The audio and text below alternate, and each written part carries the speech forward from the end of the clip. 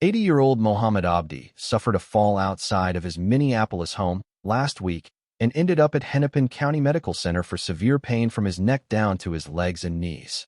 "As I was walking, I just lost control," Mohammed said in Somali.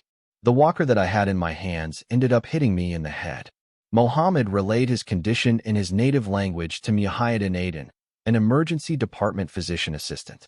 And in turn, Mujahideen was able to inform him that imaging showed no severe damage to his head. Mujahideen, 43, known among his colleagues as M.O., started as an interpreter at the hospital in downtown Minneapolis. But following a desire to do more, he became a physician assistant, hoping to bridge the language gap between Somali patients and their healthcare providers while dampening hesitancy in the community about seeking care. "There's only a handful of doctors and physician assistants from Somalia that can speak their language, that come from their community, that know their struggle and background," he said. "There are some who are hesitant about Western medicine, and when they see someone from their community providing that care, they are a little more at ease." A desire to do more. Mujahideen immigrated to the United States from Somalia in 1999 at 17 years old, enrolling at a high school in the Rochester area. He later moved an hour north to attend the University of Minnesota's Twin Cities campus, where he studied political science. While working towards medical school, he got a job as a nursing assistant at a nearby clinic. The clinic often asked for his help translating for Somali patients at the clinic. "I thought it was a really cool job, and I was helping patients," he said.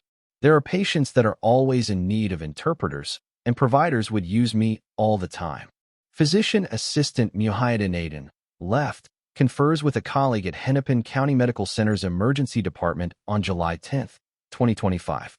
Credit: Aaron Neshim, Sahan Journal. After graduation, Mujahideen began his career as a Somali interpreter at HCMC.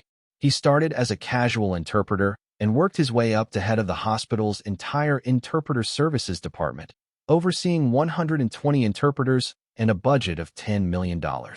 For a time, working as an interpreter while managing the department fulfilled his desire to help patients. But ultimately, he hit a wall with how effective he could be. Patients were asking me, "Should I get this surgery?" Or, "My doctor is telling me to have my gallbladder removed. Should I do that?" And I wasn't able to say either way because interpreters aren't allowed to give medical advice, Mujahideen said. "That's when I realized maybe I should actually go back and get a medical degree of some sort so I can help treat people, take care of patients, and give them feedback." The epiphany prompted him to go back to school and enroll at Augsburg University's Physician Assistant Program in 2022.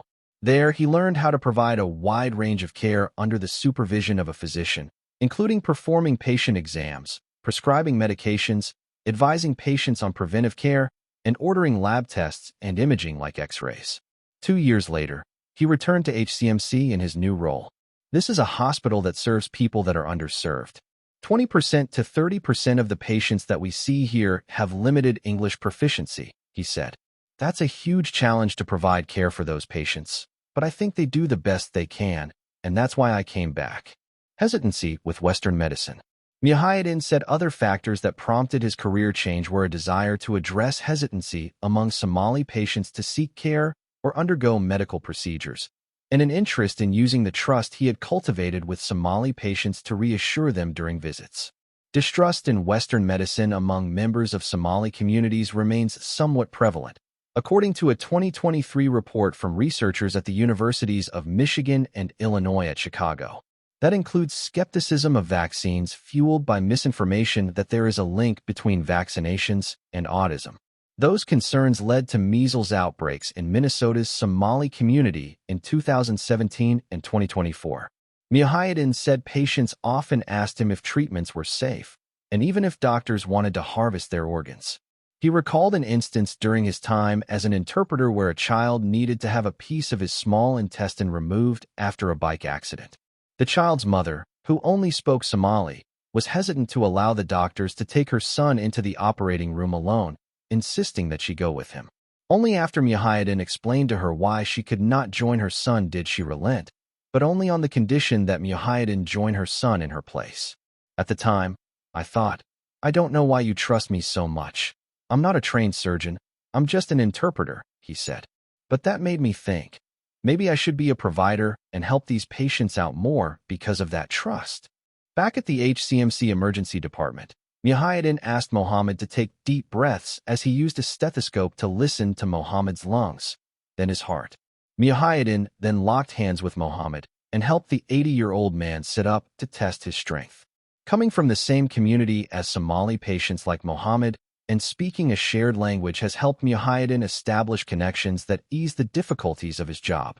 As soon as I walk into the room, they smile, and there's a connection right away without saying anything, Mujahideen said. In medicine, if you don't make a connection with patients, it makes it harder, so when they see me, I can see the relief in their faces.